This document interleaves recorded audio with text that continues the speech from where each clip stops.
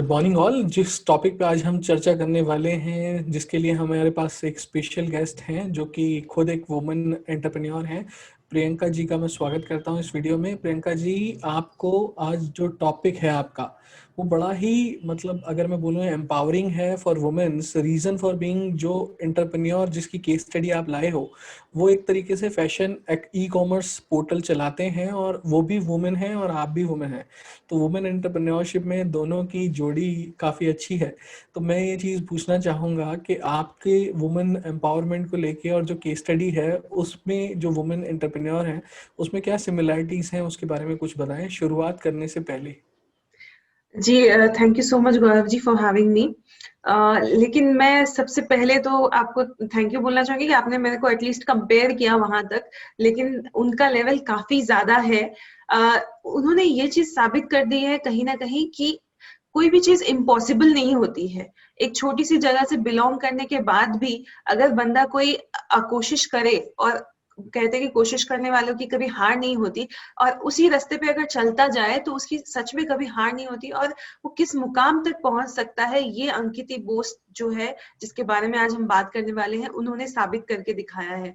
अगर मैं सिमिलैरिटीज की बात करूं तो ये है कि मैं भी फिनेंस में इन्वॉल्व हूँ, वो भी फिनेंस में इन्वॉल्व है। मैं भी कहीं ना कहीं एंटरप्रेन्योरशिप में हूँ और वो भी कहीं ना कहीं एक बड़े लेवल पे है, जबकि हालांकि वो भी एंटरप्रेन्योरशिप में इन्वॉल्व है।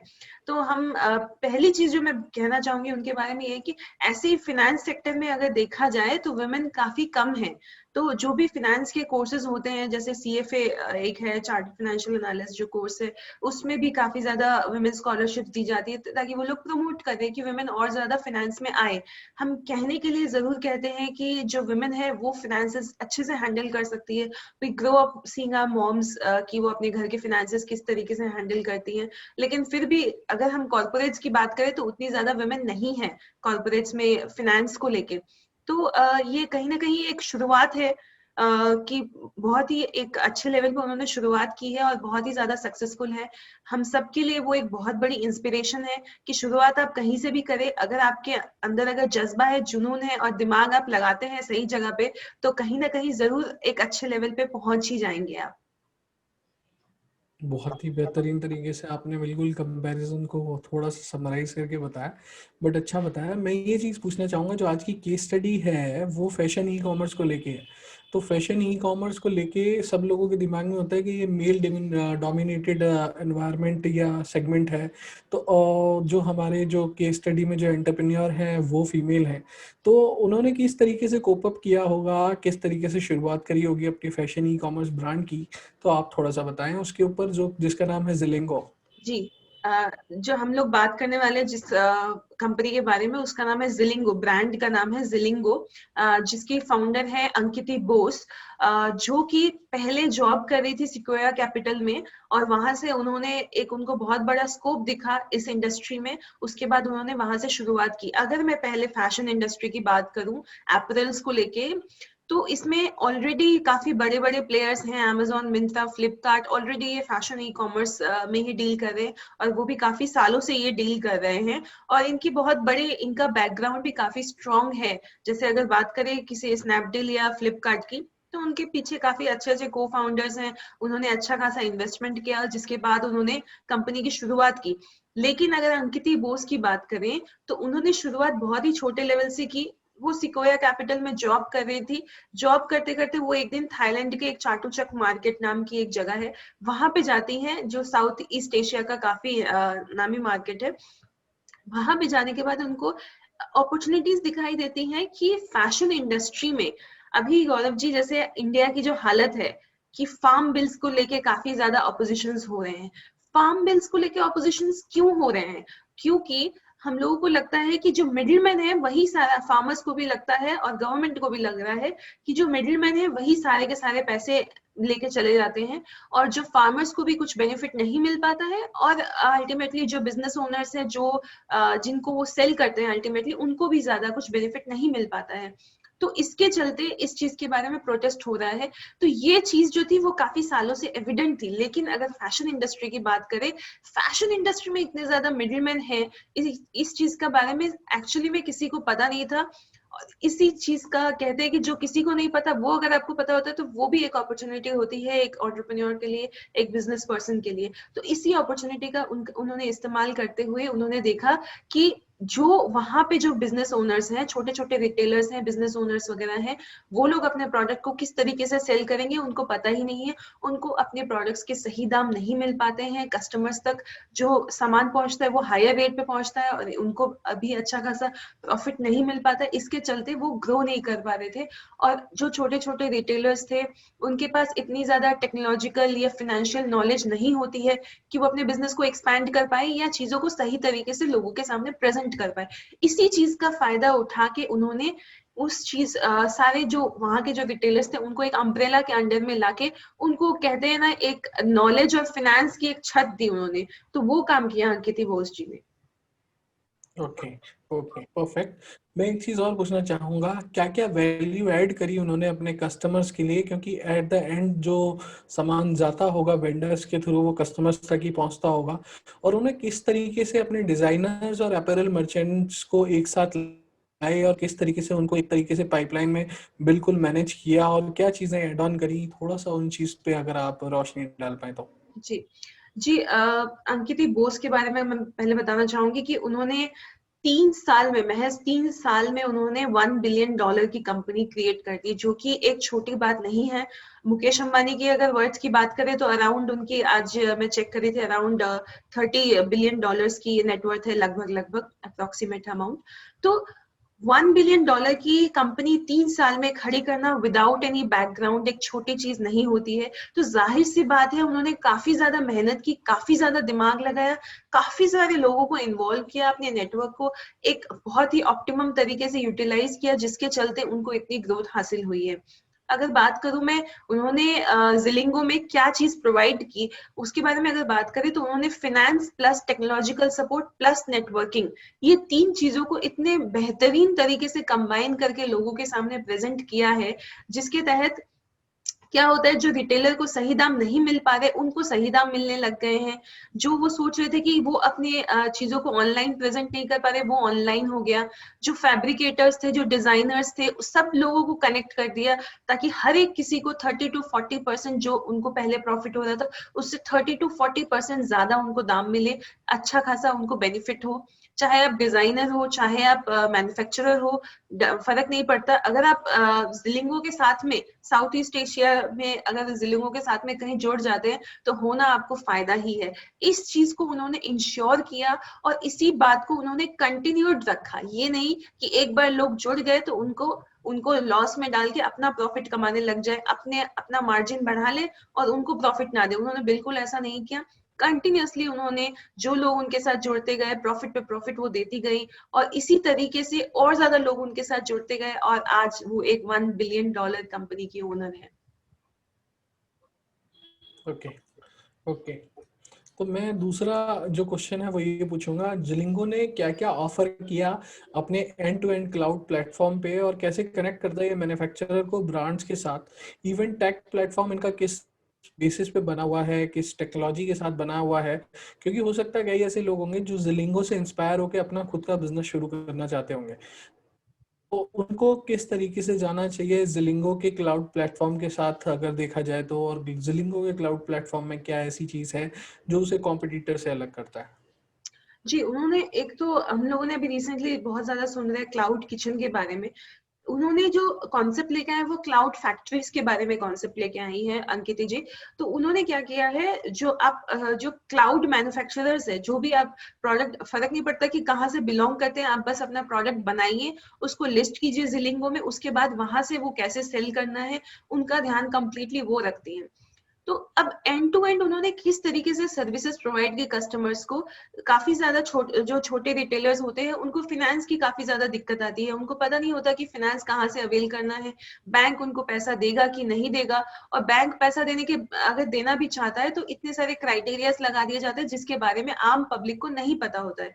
तो उस चीज को वहां पे उन्होंने इसको भी एक अपॉर्चुनिटी समझा, इसको डिसएडवांटेज नहीं समझ के इसको एक अपॉर्चुनिटी समझा और लोगों की मदद करना शुरू किया कि वो क्योंकि वो ऑलरेडी एक वेंचर कैपिटलिस्ट कंपनी में काम कर चुकी हैं, सिकोया कैपिटल में, तो उन्होंने सोचा कि क्यों ना वेंचर कैपिटलिस्ट या बैंक्स या फाइनेंशियल इंस्टीट्यूशंस प्लस जो आपके छोटे रिटेलर्स हैं उनको साथ में जोड़ दिया जाए। उनको फंड्स की जरूरत होती है और वो चाहते हैं फंड्स लेंड करना, तो दोनों को जोड़ के किस तरीके से आगे बढ़ा जाए, उन्होंने वो चीज पे ध्यान दिया।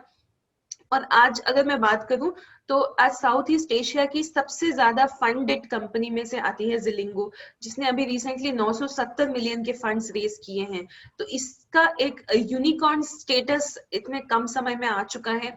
और ये ऐसा नहीं है कि ये अपना जो फंड है इसको अपने लिए इस्तेमाल करे, सिर्फ कंपनी के ग्रोथ के लिए इस्तेमाल करे, ये ऑलराउंड डेवलपमेंट के लिए यूज हो रहा है। जो भी लोग, जो भी इसके स्टेक होल्डर्स है, जो भी रिटेलर्स वगैरह इसके साथ जुड़ते जाते हैं, हर एक किसी को ये फंडिंग से, ये ग्रोथ से बेनिफिट मिलता है। उनको मार्जिन में बेनिफिट मिलता है, उनको अपने प्रॉफिट मार्जिन इंक्रीज करने में बेनिफिट मिलता है, उनको अपनी सेल्स इंक्रीज करने में उनको टेक सपोर्ट मिलता है, और इसी तरीके से उनकी काफी ज्यादा डिमांड भी बढ़ जाती है।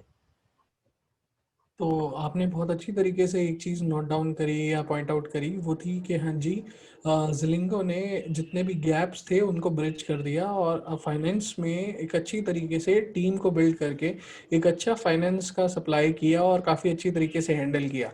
अब जो नेक्स्ट क्वेश्चन मेरा है वो ये है कि ग्लोबल कस्टमर बेस को ये कैसे लोकल टेस्ट पहुंचाते हैं और लोकल कॉम्पिटिटर से कैसे मैच करके उन्हें मतलब एक तरीके से आउटरन करते हैं, मैनेज कैसे करते हैं, लोकलाइज कैसे करते हैं बिजनेस को। और अगर मैं बोलूँ तो असेंबल इनकी लोकल टीम्स किस तरीके से करती है प्रोडक्ट्स वगैरह को, अगर इनके पास आते हैं लिस्टिंग के लिए तो क्या इनका प्रोसेस होता है, क्या क्राइटेरिया होता है, थोड़ा सा उस चीज़ पे थोड़ा सा अपना वो डालें कि हाँ जी किस तरीके से ये सारी चीज़ें हो सकती हैं। जी बिल्कुल। अगर मैं बात करूं कि जिलिंगो पहली बात तो साउथ ईस्ट एशिया की कंपनी है, जहां पे जो है थोड़ा सा अनटैप्ड मार्केट है अमेजोन वगैरह के लिए, अमेजोन फ्लिपकार्ट बाकी ई रिटेलर्स के लिए थोड़ा अनटैप्ड मार्केट है। उसी चीज का फायदा उठा के उन्होंने वहां पे जो है कंपनी स्टार्ट की। और अगर बात करें कि किस तरीके से ये चीजों को प्रोवाइड कर रही हैं, इन्होंने स्टार्टिंग से ही काफी ज्यादा होमवर्क किया, काफी ज्यादा रिसर्च की। इतने सारे लोगों को उन्होंने एक नेटवर्क पे जोड़ा है, तो जाहिर सी बात है आसान तो नहीं होगा उनके लिए भी। उन्होंने टेक्निकल टीम से लेके, फाइनेंशियल टीम से लेके, नेटवर्किंग टीम, यानी कि जो ऑलरेडी होलसेलर्स भी थे वहां के, उनको भी उन्होंने इस नेटवर्क पे लाके जोड़ा है, ताकि जो है एक पूरा एक अम्ब्रेला फीलिंग दे सके सबको कि भाई आपको जो भी चीज चाहिए वो हम प्रोवाइड करेंगे, आप ये छोड़ के कहीं मत जाइए। तो वो सबसे ज्यादा इंपॉर्टेंट चीज है जो उन्होंने प्रोवाइड की है। अगर हम बात करें कि कैसे कैसे लोग इनके साथ जुड़े हैं, तो अराउंड मोर देन 15 नेशनलिटीज के लोग इनके साथ जुड़े हैं, जिसमें से 50% से ज्यादा वुमेन हैं।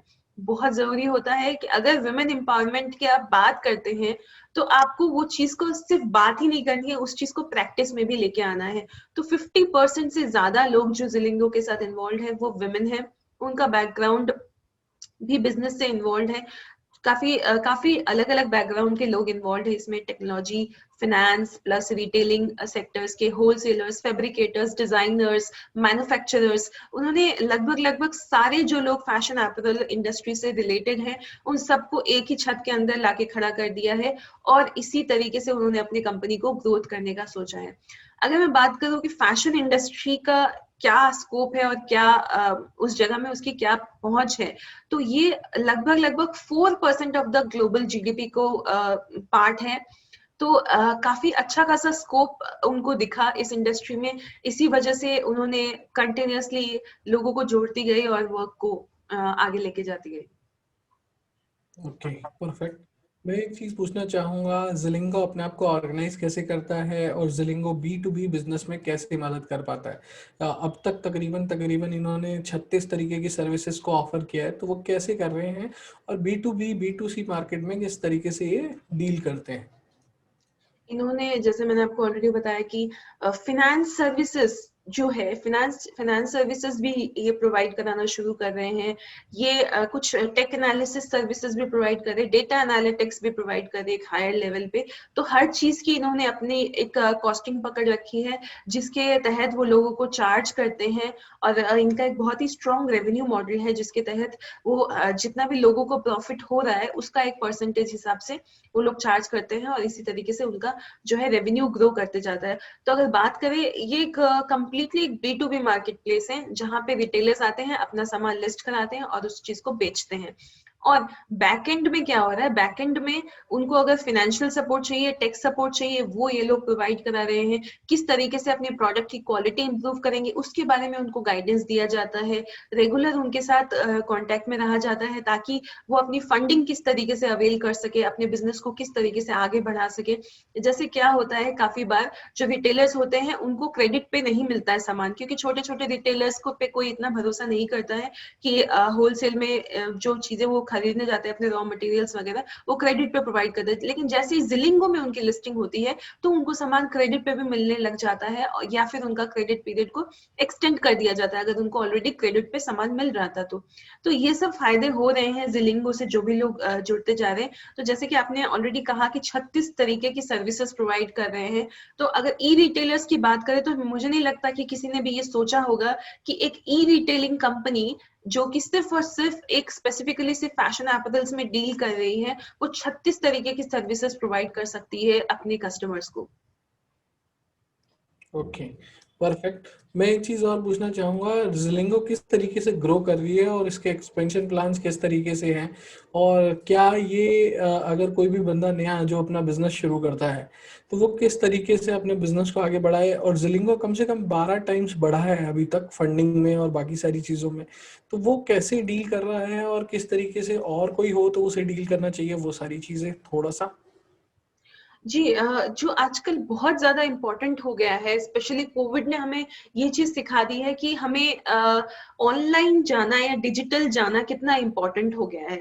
तो उन्होंने सबसे बड़ी चीज जो हमें सीखनी है कि पहली चीज तो, अगर आप ऑनलाइन नहीं हो तो आप मार्केट से बाहर निकलते हुए आपको टाइम नहीं लगेगा। तो पहला चीज, आपको टेक फ्रेंडली होना बहुत जरूरी है। अगर जिलिंगो की बात करें कि जिलिंगो से हम क्या क्या सीख सकते हैं, पहली चीज है कि टेक फ्रेंडली होना बहुत जरूरी है। आपको एक फिनेंशियल फ्लो रखना, सही फिनेंशियल फ्लो रखना बहुत जरूरी है।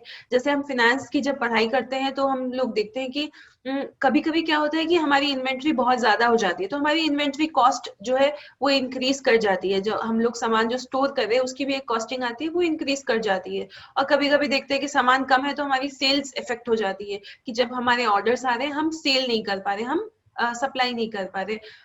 तो इस चीज को बहुत ही इफेक्टिवली जिलिंगो ने इस चीज को समझा है, और उसी चीज के बारे में लोगों को भी वो एजुकेट करना चाहते हैं कि finance plus technology plus networking, ये तीन जो है आज के लिए हर एक स्टार्टअप, हर एक छोटे से छोटे बिजनेस, बड़े से बड़े बिजनेस के फाउंडेशन पॉइंट्स बन गए। कि अगर आप इन तीन चीजों पे ध्यान नहीं दोगे, तो टाइम नहीं लगेगा आपको कि कब आप मार्केट से निकल जाओ। आपको मैं एक छोटा सा एग्जांपल देती हूँ। जैसे कोई एक छोटा बिजनेस पर्सन अगर लोन भी अवेल करता है, लेकिन उसकी टाइमली रीपेमेंट नहीं कर पाता है, किसी वजह से उसका बिजनेस हिट होता है, उसका कैश फ्लो सही नहीं हो पाता है, तो उसको काफी सारे फाइनेंशियल प्रॉब्लम्स का सामना करना पड़ सकता है। जो भी वो मॉर्टगेज देता है वो भी उठा लेते हैं। तो ये जो साइकिल है, इस cycle starting from obtaining a business loan to getting his property on auction, उसकी प्रॉपर्टी ऑक्शन होते हुए टाइम नहीं लगता है, पलक झपकते ही चीजें हो जाती है, और बंदे को समझ में नहीं आता है कि वो किस तरीके से उस चीज को एड्रेस करे, ये प्रॉब्लम्स को किस तरीके से टेकअप करे। तो एक साउंड टेक्निकल बैकग्राउंड होना बहुत जरूरी है। अगर हमें किसी चीज के बारे में नहीं पता है, तो बहुत जरूरी है कि हम जो रिस्पेक्टिव कंसल्टेंट है उनके साथ कंसल्ट करें, इस बारे में बात करें, उसकी नॉलेज गेन करें, उसके बाद ही चीजों को टेकअप करें। हड़बड़ी में लिया हुआ कोई डिसीजन काम नहीं आता है। तो ये तीन चीजें हैं जो बहुत ही इंपॉर्टेंट है, जो हमें जिलिंगो से सीखनी चाहिए। ओके, तो प्रियंका जी एक चीज और पूछना चाहूंगा, क्या ऐसी चीजें हैं जो जिलिंगो ने भी मिस करी हो और जो अगर कोई नया स्टार्टअप शुरू कर रहा हो वो मिस ना करे। जी, बहुत डिफिकल्ट क्वेश्चन पूछ लिया है ये आपने, क्योंकि जिलिंगो ऑलरेडी इतनी ज्यादा सक्सेसफुल कंपनी है, उसके बारे में अगर खामियां बतानी जाए तो शायद ही कोई खामियां मिलेंगी। इसमें एक छोटी सी चीज जो आप देखेंगे वो ये है कि इन्होंने अपना होमवर्क बहुत अच्छे तरीके से किया है।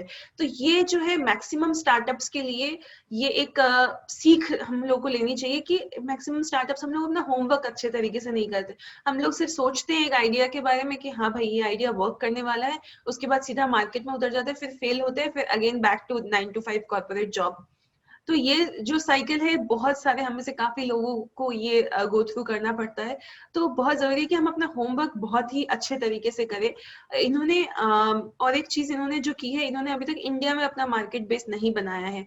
तो हमें जहां अपॉर्चुनिटी होती है तो वो उन्होंने फ्लेक्सिबिलिटी रखी है कि इनको जहां अपॉर्चुनिटी मिली वो वहीं चले गए और वहीं पे अपना मार्केट बेस बनाया और उस अपॉर्चुनिटी को कंटिन्यूअसली कैपिटलाइज कर रहे हैं।